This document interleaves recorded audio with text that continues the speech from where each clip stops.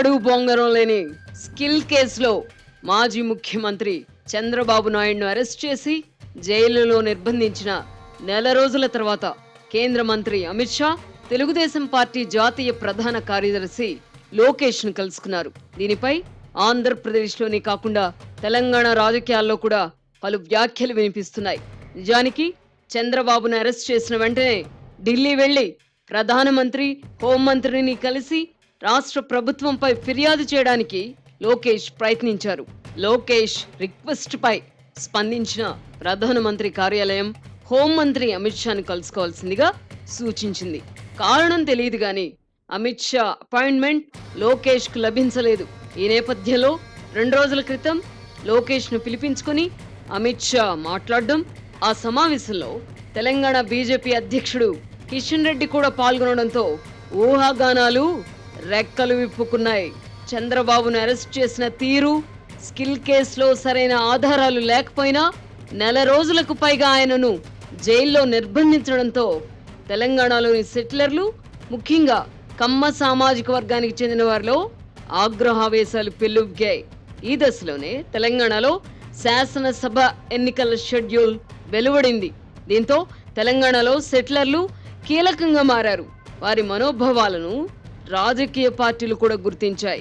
చంద్రబాబు ప్రస్తుత దుస్థితికి ఆంధ్రప్రదేశ్ ముఖ్యమంత్రి జగన్మోహన్ రెడ్డి ఒక్కరే కారణం కాదని తెలంగాణ ముఖ్యమంత్రి కేసీఆర్, కేంద్రంలోని బీజేపీ ప్రభుత్వం కూడా కారణమన్న అభిప్రాయం సెటిలర్లలో బలపడింది.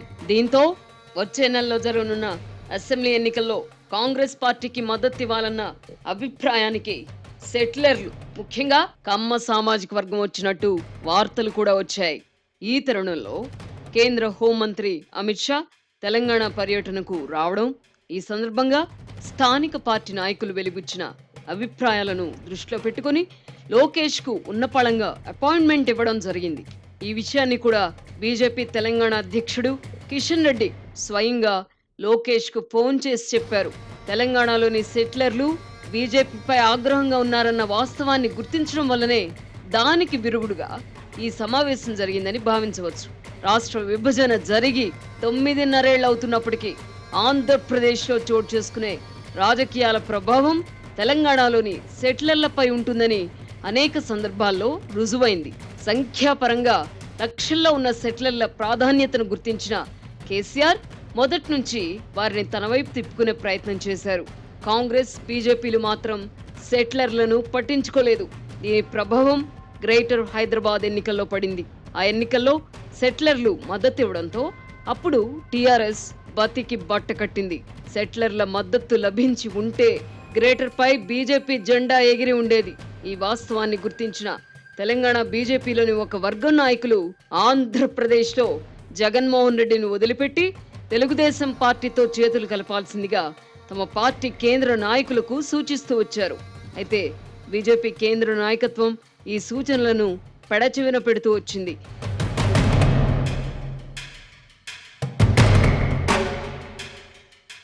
మరోవైపు సెటిలర్ల విషయంలో కేసీఆర్ ఆచితూచి నిర్ణయాలు తీసుకుంటూ వచ్చారు. కొద్ది రోజుల క్రితం మార్గదర్శి చిట్ ఫండ్ విషయంలో రామోజీరావును అరెస్టు చేసి ఆంధ్రప్రదేశ్ కు తీసుకెళ్లాలని అనుకుంటున్నామని, అందుకు తెలంగాణ పోలీసుల సహకారం కావాలని జగన్మోహన్ రెడ్డి స్వయంగా ఫోన్ చేసి కోరారు. ఈ విషయాన్ని మంత్రి కేటీఆర్ తన తండ్రి కేసీఆర్ కు చెప్పగా, అక్కడి దరిద్రాన్ని మనకు చుట్టాలని చూస్తున్నారు, ఇక్కడికొచ్చి ఇష్టం వచ్చినట్టు అరెస్ట్ చేస్తే సహకరించేది లేదని చెప్పు అని కేసీఆర్ బదులిచ్చారు. దీంతో రామోజీరావు అరెస్ట్ ప్రయత్నాన్ని జగన్ తాత్కాలికంగా విరమించుకున్నారు. స్కిల్ కేసులో చంద్రబాబును కూడా హైదరాబాద్ వెళ్లిపోతే అరెస్ట్ చేయలేమన్న ఉద్దేశంతోనే నంద్యాలలో తెల్లవారుజామున హడావుడిగా అరెస్ట్ చేయించారు. కేసీఆర్ ప్రభుత్వం తమను ఇబ్బంది పెట్టకపోయినా ఆంధ్రప్రదేశ్లో జగన్ కు మద్దతు ఇవ్వడం, గత ఎన్నికల్లో చంద్రబాబు ఘోరంగా ఓడిపోవడానికి కేసీఆర్ సహాయ సహకారాలు ఉన్నందునే అటు రాష్ట్రానికి, ఇటు చంద్రబాబుకు ప్రస్తుత దుస్థితి అన్న కోపం సెటిలర్లలో ఉండింది. ఈ తరుణంలో చంద్రబాబు అరెస్టును వ్యతిరేకిస్తూ హైదరాబాద్లోని ఐటీ ఉద్యోగులు నిరసన తెలపడం, వారిపై పోలీసులు లాఠీ చార్జ్ చేసి కేసులు పెట్టడం, ర్యాలీలు, ధర్నాలు ఆంధ్రప్రదేశ్లో చేసుకోండి, హైదరాబాద్లో అనుమతించం అని కేటీఆర్ వ్యాఖ్యానించడంతో కమ్మ సామాజిక వర్గంలో కేసీఆర్ పై వ్యతిరేకత ఏర్పడింది. ఇది గుర్తించిన కేటీఆర్ కూడా తన వ్యాఖ్యలను సరిదిద్దుకునే ప్రయత్నం చేస్తూనే ఉన్నారు. ప్రధాని మోదీ ఆశీస్సులు లేకపోతే ఆంధ్రప్రదేశ్లో జగన్మోహన్ రెడ్డి చెలరేగిపోలేరన్న అభిప్రాయం ఇదివరకే ఉన్నందున చంద్రబాబు అరెస్ట్ తర్వాత సెటిలర్లు బీజేపీపై మరింత గుర్రుగా ఉంటున్నారు. ఎన్నికల్లో సెటిలర్ల ప్రాధాన్యత గురించి ఎవరెంతగా చెప్పినా గుర్తించడానికి నిరాకరిస్తూ వచ్చిన బీజేపీ కేంద్ర నాయకత్వానికి ఇప్పుడు తత్వం బోధపడినట్టుంది. రాష్ట్ర పర్యటనకు వచ్చిన అమిత్ షాకు స్థానిక నాయకులు తాజా పరిస్థితులను వివరించగా ఆయన అప్పటికప్పుడు ప్రధాని మోదీతో మాట్లాడడం, ఆ వెంటనే లోకేష్ కు పిలుపు రావడం జరిగాయి. అయితే లోకేష్ ను కలిసి వినతి పత్రం తీసుకున్నంత మాత్రాన తెలంగాణలోని సెటిలర్లు బీజేపీకి అనుకూలంగా మారిపోతారా అంటే చెప్పడం కష్టమే.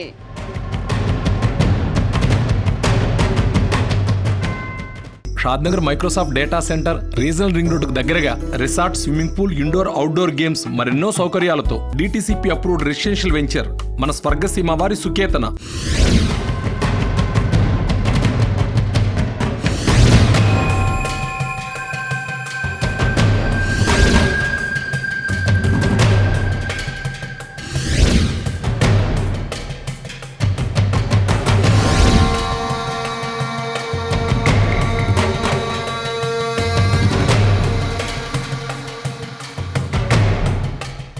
తెలంగాణలో పరిస్థితులు అనుకూలంగా మారడంతో పార్టీ పరిస్థితిని మెరుగుపరుచుకోవడం ఎలా అన్న దానిపై బీజేపీతో పాటు ఆర్ఎస్ఎస్ పెద్దలు కూడా తమ మెదళ్లకు పదును పెట్టడం మొదలుపెట్టారు. దీంతో అనూహ్య ప్రతిపాదనలు తెర మీదకొస్తున్నాయి. 2014 ఎన్నికల తర్వాత తెలుగుదేశం పార్టీతో పొత్తును కొనసాగించడాన్ని తీవ్రంగా వ్యతిరేకించిన కిషన్ రెడ్డి వంటి వారు కూడా ఇప్పుడు మెత్తబడ్డారు. ఆంధ్రప్రదేశ్లో బీజేపీతో కలిసి ఉన్నప్పుడు తెలంగాణలో కూడా కలిసి నడుద్దామన్న చంద్రబాబు ప్రతిపాదనను మోదీ, షాలు అప్పట్లో తిరస్కరించారు. దీంతో 2018లో చంద్రబాబు కాంగ్రెస్తో చేతులు కలిపారు. 5 ఏళ్ల తర్వాత ఇప్పుడు తెలుగుదేశం పార్టీ అవసరాన్ని స్థానిక బీజేపీ నాయకులు తమ కేంద్ర నాయకత్వానికి బలంగా చెప్పారు. తెలంగాణలో క్షేత్రస్థాయిలో పరిస్థితులు తెలిసి రావడంతో మోదీ, షాల వైఖరి కూడా తెలుగుదేశం విషయంలో మారినట్టు చెబుతున్నారు. ఈ నేపథ్యంలో అనూహ్య పొత్తుల ప్రతిపాదనలు తెర మీదకొస్తున్నాయి. తెలంగాణలో బీజేపీ, తెలుగుదేశం, జనసేన కలిసి పోటీ చేస్తే కనీసం 20 స్థానాలు గెలుచుకోవచ్చునన్న అభిప్రాయంతో బీజేపీ పెద్దలు ఉన్నారని తెలుస్తోంది. రాజకీయ సమీకరణాలు మారని పక్షంలో తెలంగాణలో కాంగ్రెస్ పార్టీ విజయావకాశాలను కొట్టిపారేయలేమని నివేదికలు చెబుతున్నాయి. వివిధ సర్వేలలో కూడా బీఆర్ఎస్, కాంగ్రెస్ మధ్య పోటాపోటీ పరిస్థితి ఉన్నట్టు వెల్లడవుతుంది. తెలంగాణలో హంగ్ ఏర్పడితే తప్ప కాంగ్రెస్ ను నిలువరించలేమన్న ఉద్దేశంతో ఉన్న బీజేపీ రాష్ట్ర నాయకులు కూడా సొంతంగా పోటీ చేస్తే పార్టీ పరిస్థితి ఆశాజనకంగా ఉండబోదని కేంద్ర పెద్దల వద్ద తేల్చి చెప్పినట్టు తెలిసింది. ఈ కారణంగానే తెలుగుదేశం, జనసేనతో పొత్తు ప్రతిపాదన చేస్తున్నట్టు చెబుతున్నారు. ఇప్పుడున్న పరిస్థితుల్లో చంద్రబాబుకు న్యాయం జరిగి జైలు నుంచి ఆయన విడుదల కాని పక్షంలో ఈ 3 పార్టీలు కలిసి పోటీ చేసినా ఫలితం ఉండదని రాజకీయ పరిశీలకులు కూడా అభిప్రాయపడుతున్నారు. ఆంధ్రప్రదేశ్ రాజకీయాల్లో బీజేపీ వైఖరి మారనంత వరకు తెలంగాణలో ఎన్ని ప్రయోగాలు చేసినా ఉపయోగం ఉండకపోవచ్చు. తెలుగుదేశం పార్టీ అధినేత చంద్రబాబు ప్రస్తుతం కష్టాల్లో ఉన్నారు. జగన్ ప్రభుత్వం ఆయనపై కేసుల మీద కేసులు పెట్టి జైలుకే పరిమితం చేయాలని చూస్తోంది. న్యాయస్థానాల్లో కూడా న్యాయం ఆయనకు ఎండమావిగా మారుతోంది. ఈ నిస్సహాయ స్థితిలో చంద్రబాబును లొంగదీసుకోవడం తేలిక అన్న అభిప్రాయంతో ఉన్న బీజేపీ నాయకులు కొందరు తెలంగాణలో పొత్తు ప్రతిపాదనను తెర మీదకు తెస్తున్నారు.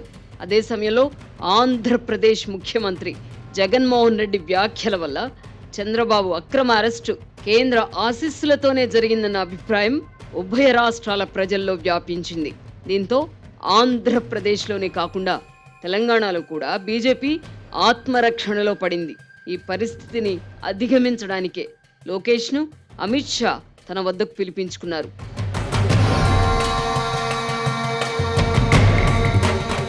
ఇప్పుడు బీజేపీ, తెలుగుదేశం, జనసేన పొత్తు తెలంగాణలో గేమ్ చేంజర్గా మారుతుందా లేదా అన్న విషయానికి వద్దాం.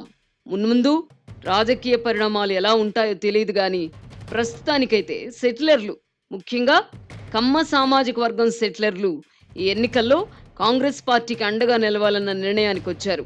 ఈ నేపథ్యంలో తెలుగుదేశం పార్టీ సొంతంగా తెలంగాణలో పోటీ చేయకూడదని సెటిలర్ల నుంచి ఆ పార్టీపై ఒత్తిడి పెరుగుతోంది. తెలుగుదేశం పార్టీ పోటీ చేస్తే సెటిలర్ల ఓట్లు చీరి లక్ష్యం దెబ్బతింటుందని ఈ వర్గం వాదిస్తోంది. ప్రస్తుతం రాజమండ్రి జైల్లో ఉన్న చంద్రబాబు కూడా ఈ అభిప్రాయాన్ని చేరవేశారు. తెలంగాణలో పోటీ చేయకూడదన్న విషయమై చంద్రబాబు ఇంకా ఒక నిర్ణయం తీసుకోకపోయినా ఆ పార్టీకి చెందిన మెజారిటీ నాయకులు పోటీకి విముఖంగా ఉన్నారు. గత ఎన్నికల్లో తన సూచనను పెడచెవిన పెట్టి కాంగ్రెస్తో కలిసి పోటీ చేసినందున ఆ తర్వాత జరిగిన ఆంధ్రప్రదేశ్ ఎన్నికల్లో చంద్రబాబును దెబ్బ కొట్టడానికి కేసీఆర్ అన్ని ప్రయత్నాలు చేశారు. తెలుగుదేశం పార్టీ అభ్యర్థులకు హైదరాబాద్ నుంచి డబ్బు అందకుండా కట్టడి చేశారు. తలసాని శ్రీనివాస్ యాదవ్ వంటి మంత్రులను పంపించి సీఎం చంద్రబాబుపై వ్యతిరేకత పెంచారు. వీటన్నింటినీ దృష్టిలో ఉంచుకున్న సెటిలర్లు ఇప్పుడు బీఆర్ఎస్ కూడా వ్యతిరేకంగా మారారు. కేసీఆర్ మళ్లీ అధికారంలోకి వస్తే గత ఎన్నికల్లో మాదిరిగానే వచ్చేడాది జరిగే ఎన్నికల్లో కూడా చంద్రబాబును ఇబ్బంది పడతారన్న అభిప్రాయంతో సెటిలర్లు ఉన్నారు. ఈ పరిస్థితిని తనకు అనుకూలంగా మలుచుకోవడానికి కాంగ్రెస్ పార్టీ తన వంతు ప్రయత్నం చేస్తోంది. తెలంగాణ పీసీసీ అధ్యక్షుడు రేవంత్ రెడ్డి, తెలుగుదేశం అధినేత చంద్రబాబుపై మొదటి నుంచి సానుకూల దృక్పథంతోనే ఉన్నారు. ఆయన అధికారంలోకి వస్తే చంద్రబాబుకు కూడా ఎంతో కొంత ఉపశమనం లభిస్తుందని కూడా సెటిలర్లు భావిస్తున్నారు. ఈ కారణంగానే తెలుగుదేశం పార్టీని పోటీలోకి దిగవద్దని సెటిలర్లు, ముఖ్యంగా కమ్మ సామాజిక వర్గం ఒత్తిడి తెస్తోంది. కాంగ్రెస్ పార్టీ తరపున పోటీ చేయడానికై సెటిలర్లు ముందుకొస్తున్నారు. మాజీ మంత్రి తుమ్మల నాగేశ్వరరావు ఇప్పటికే కాంగ్రెస్ పార్టీలో చేరారు. మరో మాజీ మంత్రి మండవ వెంకటేశ్వరరావు రేపో మాపో కాంగ్రెస్ లో చేరతారంటూ వార్తలు వస్తున్నాయి. ఈ పరిస్థితుల్లో చంద్రబాబును లొంగదీసుకుని తెలుగుదేశం జనసేనతో పొత్తు పెట్టుకుని ఎన్నికలకు వెళితే తమ పార్టీ పరిస్థితి మెరుగవుతుందని తెలంగాణ బీజేపీ నాయకులు అభిప్రాయపడుతున్నారు. ఈ పొత్తు కార్యరూపం తీసుకుంటే కాంగ్రెస్ పార్టీకి కొంతమేర నష్టం జరుగుతుంది. అదే సమయంలో బీఆర్ఎస్ లాభపడుతుంది.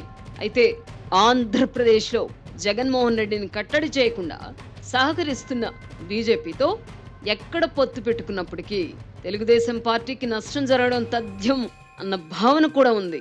అందుకే తెలంగాణలో ఎన్నికల రాజకీయాలకు దూరంగా ఉండాల్సిందిగా తెలుగుదేశం నాయకత్వంపై సెటిలర్లు ఒత్తిడి తెస్తున్నారు. ఆంధ్రప్రదేశ్లో చంద్రబాబుకు బీజేపీ నుంచి ఏ రూపంలో నష్టం జరిగినా తెలంగాణలో పొత్తులు ఫలించకపోవచ్చు. వాస్తవానికి పొత్తుల ప్రతిపాదనలు నిజమైతే తెలుగుదేశం పార్టీకి ఇది విషమ పరీక్ష వంటిదే. చంద్రబాబు జైలు నుంచి విడుదలై బయటకు వచ్చిన తర్వాతే తెలుగుదేశం పార్టీ తీసుకునే వైఖరిలో స్పష్టత వస్తుంది. తెలంగాణ ఎన్నికల తర్వాత ఆంధ్రప్రదేశ్ రాజకీయాల్లో కూడా కీలక మార్పులు చోటు చేసుకునే అవకాశం ఉంది. ఈ నెల 15న ఎన్నికల ప్రణాళికను విడుదల చేయనున్న ముఖ్యమంత్రి కేసీఆర్ 16వ తేదీ నుంచి జనంలోకి వెళుతున్నారు. ప్రస్తుతం తన పార్టీ పట్ల అసంతృప్తితో ఉన్న ప్రజలను తన వైపు తిప్పుకోవడానికై ఏదో ఒక మాయోపాయం ఆయన రచించే ఉంటారు. చూద్దాం తెలంగాణ రాజకీయాల్లో ఏమేం మార్పులు చోటు చేసుకోబోతున్నాయో.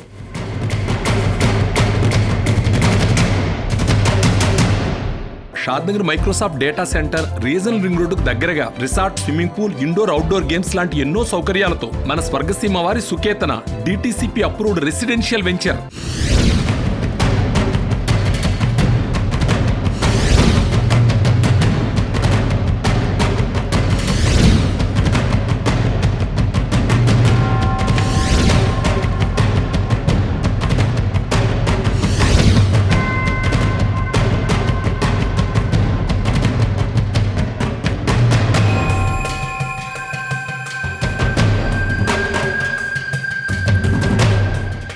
ఇప్పుడు ఆంధ్రప్రదేశ్ ముఖ్యమంత్రి జగన్మోహన్ రెడ్డి వ్యవహార శైలి విషయానికి వద్దాం.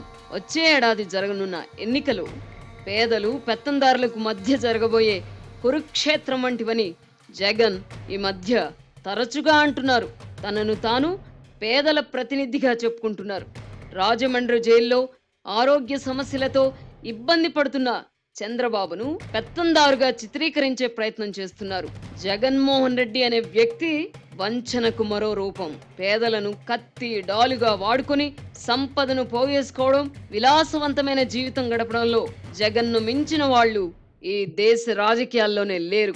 విజయదశమి నుంచి తన క్యాంప్ ఆఫీస్ ను విశాఖ పట్టణానికి తరలిస్తున్నానని ప్రకటించిన జగన్ రెడ్డి అక్కడ తాను నివసించడానికై ప్రభుత్వ ఖజానా నుంచి 500 కోట్లు ఖర్చు చేయించి నిర్మించిన అత్యంత విలాసవంతమైన ప్యాలెస్ ను సిద్ధం చేసుకున్నారు.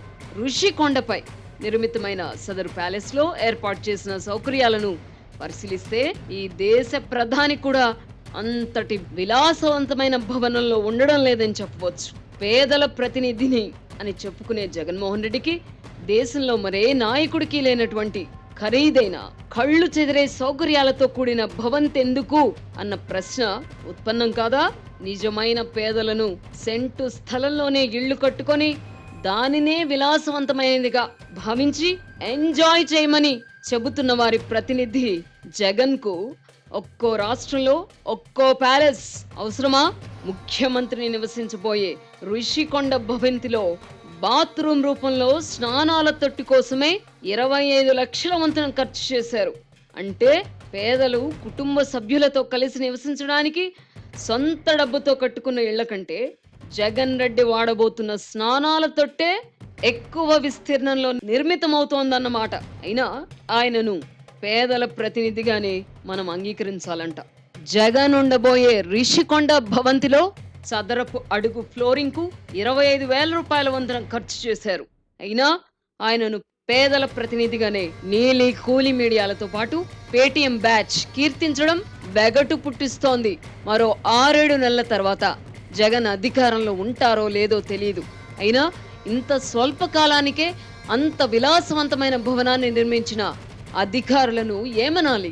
అధికారం కోల్పోయినా ఆ భవనాన్ని అట్టిపెట్టుకోవడానికై జగన్ కుటిలయత్నాలు చేస్తున్నట్టు వార్తలు కూడా వస్తున్నాయి. Shadnagar Microsoft data centre, regional ring road దగ్గరగా resort, swimming pool, indoor outdoor games ఇలాంటి ఎన్నో సౌకర్యాలతో మన స్వర్గసీమ వారి సుకేతన DTCP అప్రూవ్డ్ లేఅవుట్. ఇప్పటికే జగన్మోహన్ రెడ్డికి తాడేపల్లి ప్యాలెస్ తో పాటు హైదరాబాద్ లోని లోటస్ పాండ్ లో ఒక ప్యాలెస్, బెంగళూరులో మరో ప్యాలెస్ ఉన్నాయి.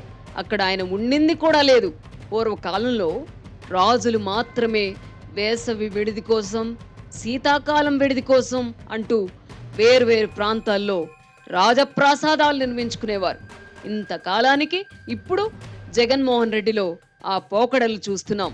ఇంత చేసి రిషికొండలో 500 కోట్ల ఖర్చుతో నిర్మించిన భవంతిలో జగన్తో పాటు ఆయన భార్య మాత్రమే ఉంటారు. లండన్, ప్యారిస్ లో విద్యను అభ్యసిస్తున్న ఆయన కుమార్తెలు ఇద్దరు చదువులు ముగిశాక స్వదేశం తిరిగి వస్తారో రారో కూడా తెలియదు. లింగులింగుమంటూ ఇద్దరు ఉండడం కోసం ఇన్ని ప్యాలెస్లు అవసరమా? అయినా ఆయనను పేదల ప్రతినిధిగానే గుర్తించాలని అంటున్నారు. కలిమహిమ అంటే ఇదే. ఇప్పుడు చంద్రబాబు అరెస్ట్ విషయానికి వద్దాం. నెల రోజులు దాటినా చంద్రబాబు రాజమండ్రి జైల్లోనే ఉండిపోవడం జగన్మోహన్ రెడ్డి అంతులేని ఆనందాన్ని ఇస్తున్నట్టుంది. ఈ మధ్య విజయవాడలో ఏర్పాటు చేసిన పార్టీ ప్రతినిధుల సభలో ఆయన హావభావాలను, వ్యాఖ్యలను గమనిస్తే ఆయనలో శాడిజం కనిపిస్తోంది, ఆయనలోని ఆనందం కనిపిస్తోంది. తాను లండన్లో ఉన్నప్పుడు చంద్రబాబును పోలీసులు ఎత్తారు అని వెటకారాన్ని పండించారు. ఈ మాటలు అంటున్నప్పుడు నేను సాధించాను అన్న విజయ గర్వం ఆయనలో కనిపించింది. లండన్ మాత్రమే కాదు, సరిహద్దులు దాటి వెళ్లాలంటేనే న్యాయస్థానం అనుమతి పొందాల్సిన జగన్ రెడ్డిని చూస్తే గురువింద సామెత కూడా పనికిరాదు. పేదలకు ముష్టి పడేసి వారు పేదలుగానే ఉండే మోడల్ అమలు చేస్తున్న జగన్మోహన్ రెడ్డిని పేదల ప్రతినిధి అని చెప్పుకుంటే దయ్యాలు వేదాలు వల్లించిన సామెత గుర్తుకొస్తుంది. ఇక జనసేనాని పవన్ కళ్యాణ్ వ్యక్తిగత జీవితంపై కూడా జగన్ వెటకారంగా మాట్లాడుతున్నారు. పెళ్ళిళ్ళు అనేవి పూర్తిగా వ్యక్తిగత వ్యవహారం. అరగంట గంట చాలు అని మాట్లాడే వారిని మంత్రులను చేసిన జగన్ కు జనసేనాని వ్యక్తిగత జీవితంపై మాట్లాడే అర్హత ఉందా? పవన్ కళ్యాణ్ భార్యలను లోకల్, నేషనల్, ఇంటర్నేషనల్ అని ఎకసెక్కంగా మాట్లాడిన జగన్మోహన్ రెడ్డి తమ కుటుంబంలో ఒకటి కంటే ఎక్కువ పెళ్లిళ్లు చేసుకున్న వారు లేరని చెప్పగలరా? పెళ్లిళ్ల గురించి మాట్లాడితే ఎదురుగా ఉన్న వాళ్ళు చప్పట్లు కొట్టవచ్చు గాని ఆత్మస్థుతి పరనిందకు పాల్పడే వారికి ప్రజలు ఎప్పుడో ఒకప్పుడు గుణపాఠం చెప్తారు. ఆ రోజు కోసం వేచి చూద్దాం.